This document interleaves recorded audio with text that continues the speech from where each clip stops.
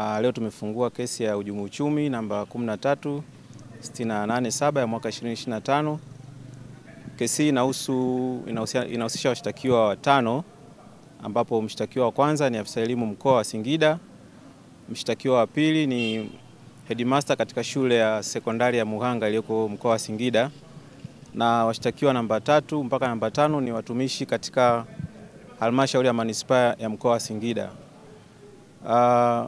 Kesi inahusisha fedha za umma ambazo zilikuwa zimetengwa kwa sababu ya shughuli za michezo ya shule ya msingi kama UMITA-SHUMTA kwa mwaka 2023, ambapo mshtakiwa namba 1 afisa elimu mkoa alizichepusha fedha hizi, badala kwenda kufanyia shughuli iliyotegemewa, basi alienda kuzifanyia shughuli za binafsi na hivyo kutengeneza makosa ya uchepuzi.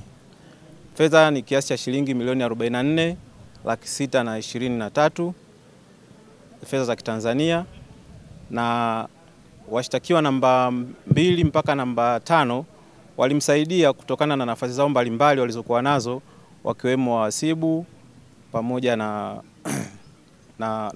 afisa elimu. Waliweza kumsaidia kwa maana ya kuandaa malipo hayo, kwa maana ya kuandaa PV na kuziidhinisha, ambapo zilipelekea afisa elimu mkoa kulipwa fedha za Kitanzania shilingi milioni 44,623. Kwa hiyo kwa washtakiwa namba 2 mpaka namba 5, makosa hayo zaidi yanahusishwa kwenye makosa ya kusaidia kutenda kosa. Lakini mshtakiwa namba 1 ambaye ndio afisa elimu mkoa, yeye anashtakiwa kwa makosa ya uchepuzi pamoja na makosa ya utakatishaji fedha.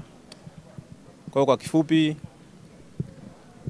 kutokana na makosa ambayo anashtakiwa nayo, mshtakiwa namba 1 amekosa dhamana, kwa ameenda rumande, na kesi pia imepangwa kwa sababu ya kusoma hoja za awali mwezi huu wa 6 tarehe 18.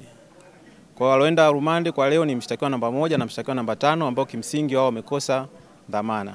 Mshtakiwa namba 5 yeye amekwenda rumande kutokana na kushindwa kukidhi vigezo vya dhamana ambavyo vilikuwa vimewekwa, lakini mshtakiwa namba 1 yeye ameshindwa kutoka kutokana na makosa ya utakatishaji fedha ambayo anamkabili.